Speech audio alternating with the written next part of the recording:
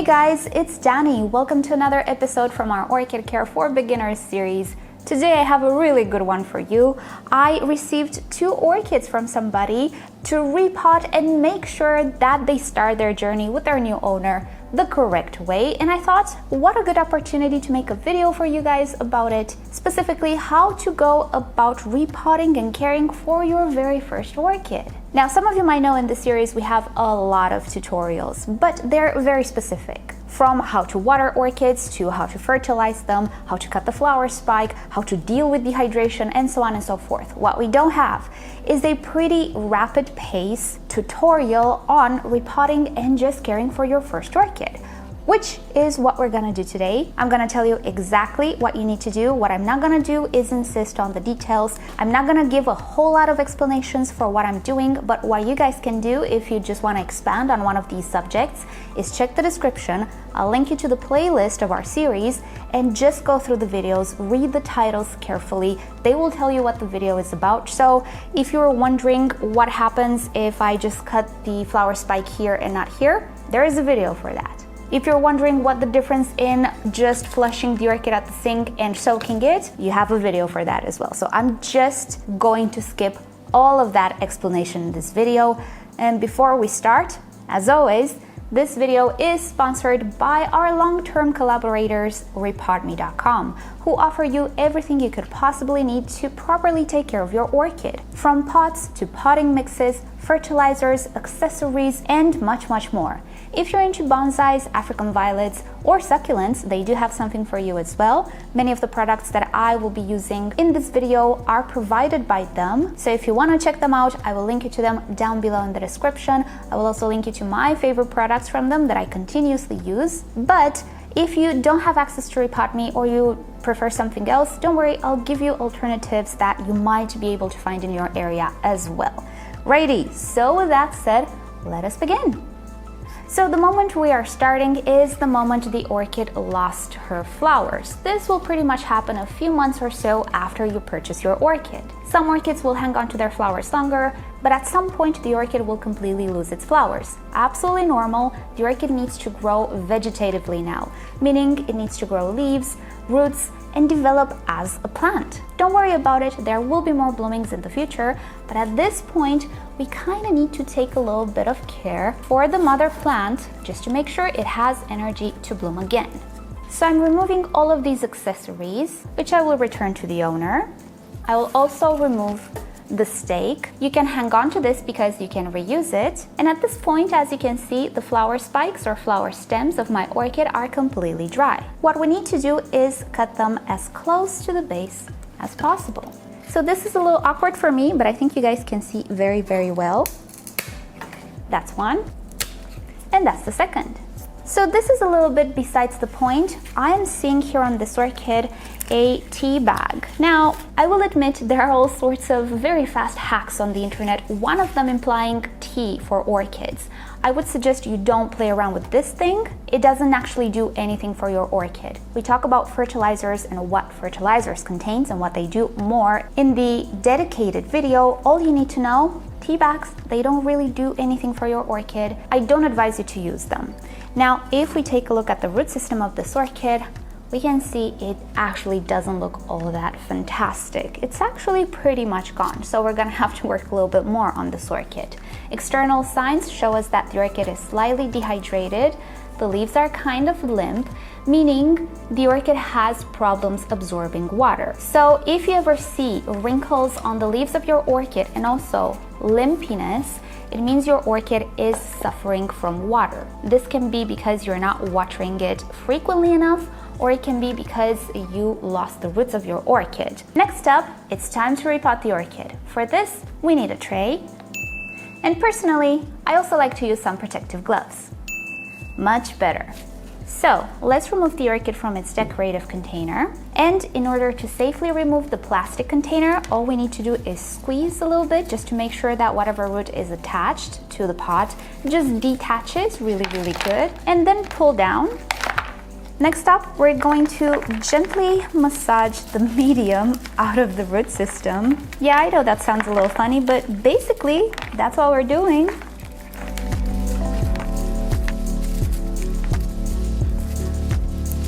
And after most of the potting medium is removed, let's start cutting away some dead roots just to make our life a little bit easier. Healthy Phalaenopsis orchid roots should never look mushy like this. These are completely dead roots. They are actually not feeding the orchid, they're not absorbing water, they're useless for the orchid at this point. Now, if you're not sure, just by the look of it, what you can do is press a little bit on the root, and if it looks very mushy or papery even, and also when you pull on it, it leaves behind a string, then you know that the root is dead. Actually, the outer coating is called a velamen. It is what absorbs and stores water. The inner string is the actual root. Sadly though, the root without the velamen doesn't survive. Dead roots must be completely eliminated because they will spoil the future medium much faster. As they start to break down, they will acidify the environment and in turn affect the brand new roots that will grow as well. So what we need to do is follow these roots as close to the base as possible, and then with a cleaned pair of pruners or scissors or shears, whatever you have at hand, give a clean cut, like so. So let's go ahead and cut away all of these dead roots and we'll see what we have left. Sometimes you will discover portions of the root that are still stiff and look good and portions that are papery and mushy. What you can do is cut away the portion that is papery and mushy and leave only the good side. Sometimes it happens that the good side is right here at the end, but all the rest of the root all the way up to the top is mushy. In my experience, in time, this root will just not perform as great as a perfectly good root. Sometimes it will die off, sometimes the velamen will die off, leaving behind this string. I personally cut these away because they just don't survive as much. So I will continue to cut away all of these dead roots, but don't worry, this orchid has good roots as well. Alright, so I'm going to throw away all of this. We're not going to reuse anything, and I'm also going to go to the sink and just rinse the root system really fast. Don't rinse the leaves, don't rinse the crown, only from here downwards, just to remove all of this dusty material. Alright, the orchid is already starting to look a little better. Now, this is not mandatory, but since this orchid had a serious root issue, I will go one step further in preventing serious infection by spraying hydrogen peroxide 3% that you can find in pharmacies onto the entire root system. I placed it in a spray bottle, so what I will do is spray the entirety of the root system and the base of the orchid with hydrogen peroxide. No need to spray the leaves or the crown or anything of the sorts. This will kill off mold spores and whatever molds might be on the roots. And also after the initial reaction, all you will have here is water and oxygen. So no need to rinse the root system with water. Also, if you hear a little fizz, that is absolutely normal. The hydrogen peroxide is working. Alright, time to think about a new pot. Usually, the pots the orchids come in are going to become small for the root system these orchids will have. Since this one was a little bit sick, I can definitely fit it back into this pot, but already it looks slightly awkward and tiny for how big this orchid is.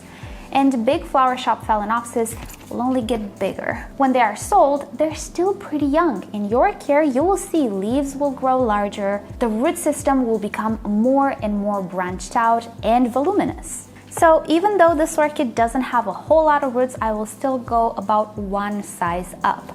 So here I have an orchid pot. It is designed especially for orchids. It is kind of transparent and also has ventilation slits. This is a Repot slotted pot, which I really like, and I absolutely like the fact that it has ventilation.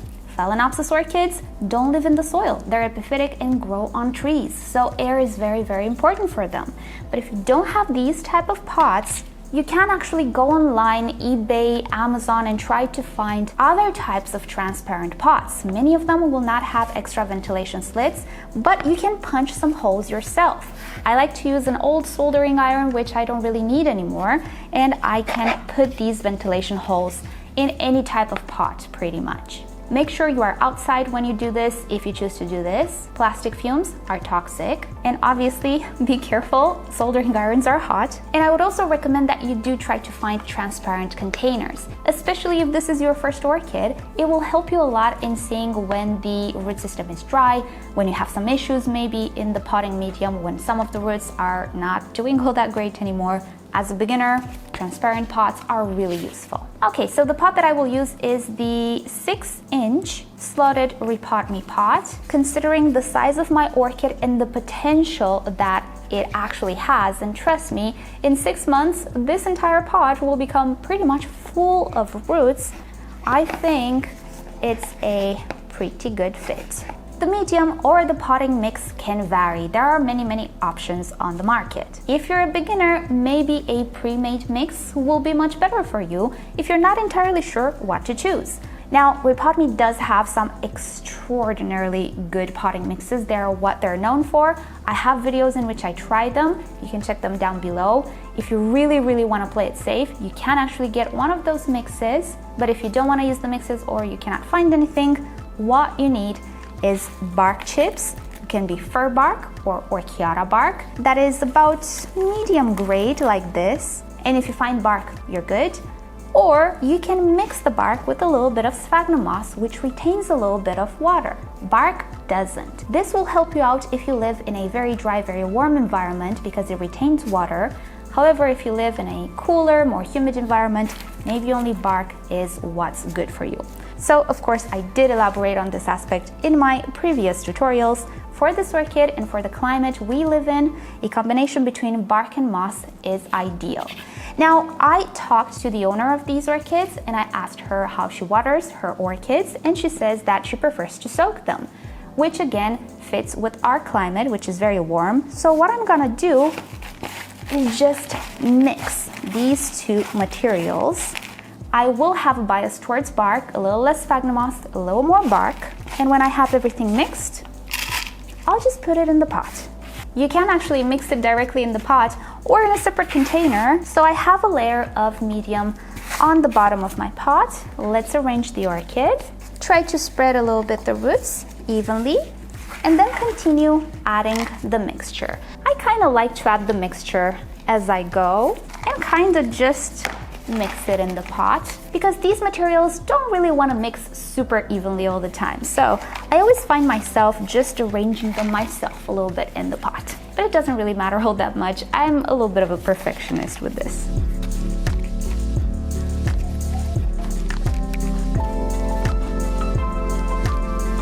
Now here's a little tip on fertilizers. So you know that on the market there are all sorts of types of fertilizers. Usually the most common one is the liquid fertilizer.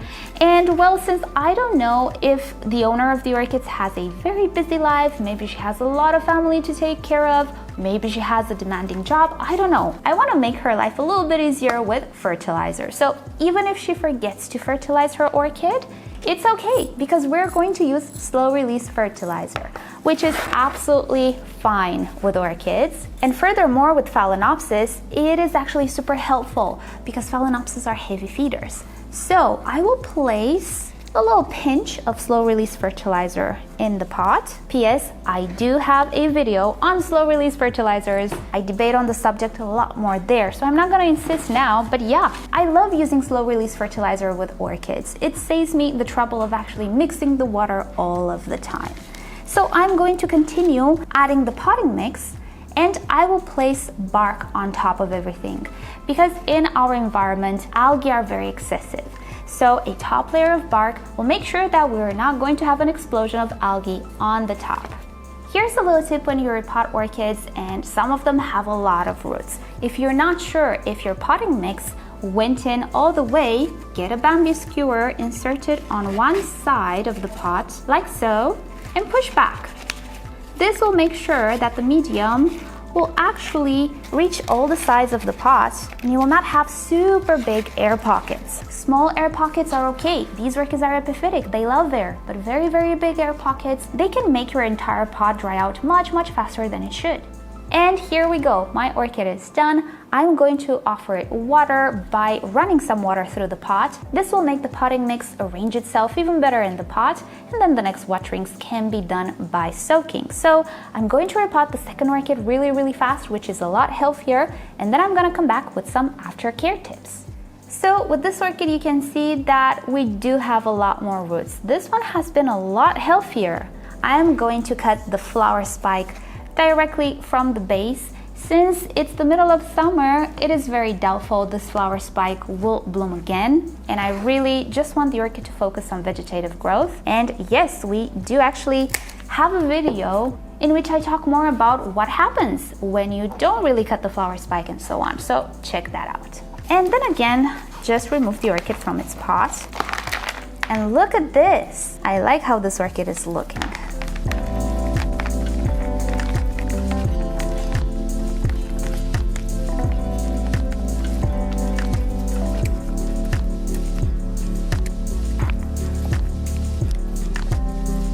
And look at this! This orchid barely had any dead roots.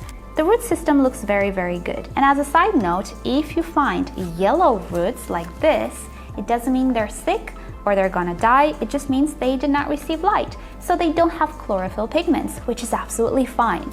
Yes, Phalaenopsis can photosynthesize with their roots, that's why they're green, but it absolutely does not affect your orchid if you place it in a decorative pot which is opaque or in a clay pot. The photosynthesis that the roots produce is nothing compared to what the leaves can do. Take a look at these guys. These are very specialized structures, so don't worry about white or yellow discolored roots. If they're stiff, they're absolutely perfect. Their main role is to absorb water and nutrients. Photosynthesis, just leave it to the leaves. They know what they're doing. Alright, so in this case, it is a little bit more obvious why most of the times we need to go up one size or maybe two in some cases with the pot. This orchid fits perfectly in this pot. I would not be able to place it back in its old pot. There will be cases with some orchids when they can actually fit into the very same pot, but typically with these very large Phalaenopsis, it's just not going to be the case. Big leaves typically mean big root systems, and we need to give them some space to grow. Right, so we're going to do the exact same thing.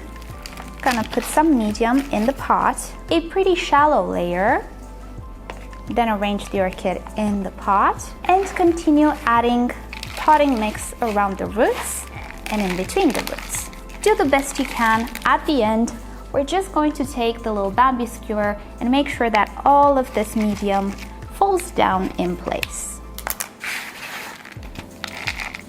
Alright, so my second orchid is potted as well. I will again run some water through the pot, make sure that the medium is moist. So now let's talk a little bit about some aftercare. Alrighty, so first off, decorative containers. Are they okay to use? Absolutely, and especially when we're dealing with very big and heavy Phalaenopsis orchids, which eventually will lean over, which by the way, very normal behavior, they're supposed to do that, and I'll explain why. So if you have some really pretty and kind of heavy clay pots, you can definitely use them as decorative pots. What you need to do is have a different pot in which your orchid sits in, just so you can take a look at the root system and the medium. Also, you need to make sure that there is some space between this decorative pot and the pot of the orchid. You don't want it to make a very tight seal. The orchid needs to breathe, and even though you don't need a lot of wind necessarily around the root system, you do need for air to be able to freely circulate. Other than that, don't worry about the fact that it blocks light. As I was saying, it really doesn't matter in the performance of your orchid. You can absolutely keep your orchid in the plastic pot. If it sits, it sits. It's not gonna harm anything, but it might actually dry out much faster than you'd like. Then I couldn't help but notice that these orchids are a little bit dusty. Now, accumulations of dust can actually affect photosynthesis because it kind of blocks the light that the leaves receive. So what we can do is remove this dust with a soft cloth, such as a microfiber cloth, and then gently just rub it on the surface of the leaves, not the underside. So not on this side, but the upper side of the leaf. This is where you will find most of the dust anyway. On the underside, the orchid has stomata, which are the breathing mechanisms. So if we rub that dust with cloths or other things, there is a chance some of those stomata can get blocked. So best to stick to just polishing a little bit the upper side of the leaf. Alternatively, if you have a makeup brush, which wasn't so good, don't throw it away. You can actually use it for dusting off your orchid. Make sure that it's cleaned off. If you're using it on other plants, you don't want to spread pests. So clean it off beforehand, wash it, let it dry, and then you can just brush all of this dust from the crown, from in between the leaves, and from the stem, much easier than with the cloth. So you can definitely perform this every time your orchid looks a little bit dusty, and this will help it photosynthesize better. Not to mention, it will look a whole lot better as well. Then let's talk about where you should place your orchid in your home.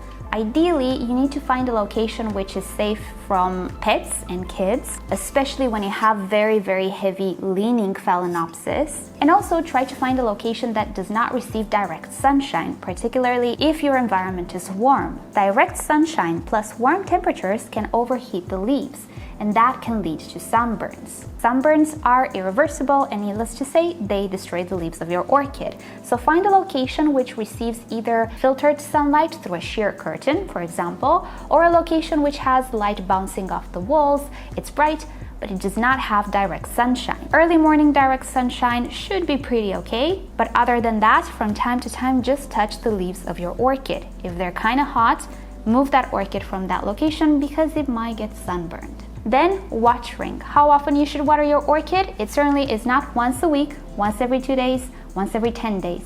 It depends.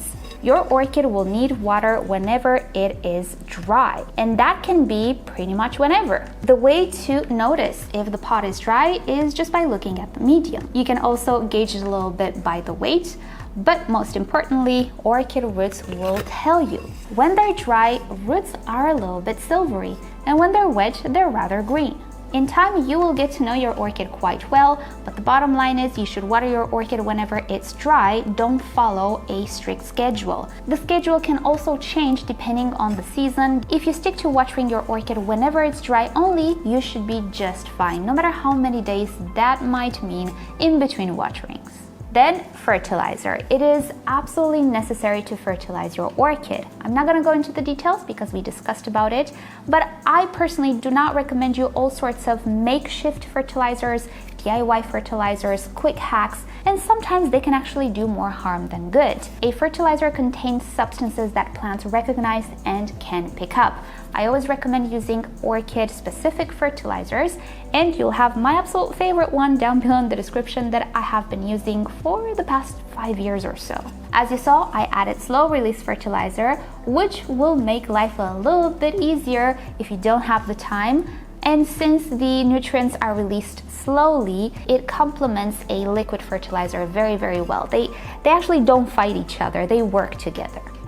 Regarding watering, one thing you should always avoid when watering your orchid is putting water in the crown or in between the leaves on the stem, pretty much showering the orchid. I know this might sound like you're providing a little rain for your orchid, but when we are growing orchids in a very alien environment for them, such as our home, the rules of the game kind of change. First of all, orchids don't actually grow like this in nature. As I was saying, they don't grow in the soil upright.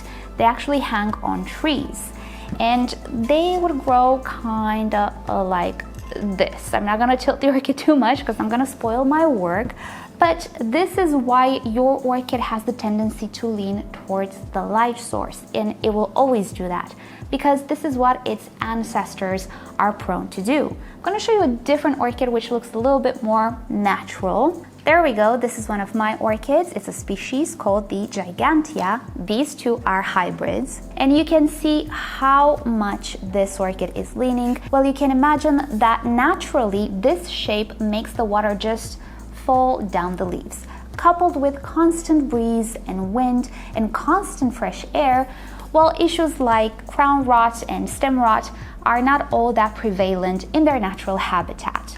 But in our homes, we don't really grow our orchids attached to a tree like this. We try to grow them upright, and even though, yes, they will lean, they will just not lean enough. Plus, we don't always have fans working in our living room all the time to help with water evaporation.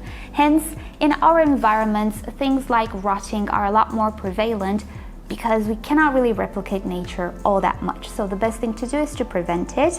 So try not to leave water standing in the crown or in between the joints of the leaves, because it can accumulate bacteria and pathogens which can affect the tissue and create crown rot and stem rot. If you have water in the crown, get yourself a paper tissue and just soak up all of that excess water. If it's slightly damp, it's pretty okay, it's gonna evaporate. The idea is not to let a whole pool of water sit in the crown of your orchid. But what if our orchid is a little sickly? It maybe doesn't have enough roots, or maybe none at all. How do we promote new root growth? Well, the true answer is we don't. If you feel more comfortable using all sorts of substances which promise you to give you root growth, you can do that. I don't like to waste my money, so I'm recommending you to just be patient. And the most important thing you can do is give good potting mixes. It all relies on the quality of the potting mix you use. Hence why I am recommending what I'm recommending, and also the frequency of watering, taking care that you water when you should water, and of course not leaving water where you shouldn't. These are the things you should absolutely focus on. Other than that, leave the orchid be, because it wants to leave, it wants to survive. The purpose of these plants is to survive, so it will produce roots on its own. You don't need to intervene. All you need to do is make sure you give the proper environment for it to properly grow. And if you're wondering, but do you actually have a video in which you save some of these orchids? Yes, I do. Check that playlist I was talking to you about, and you'll see what difference 1 month can do without actually doing anything other than offering exactly what I told you about.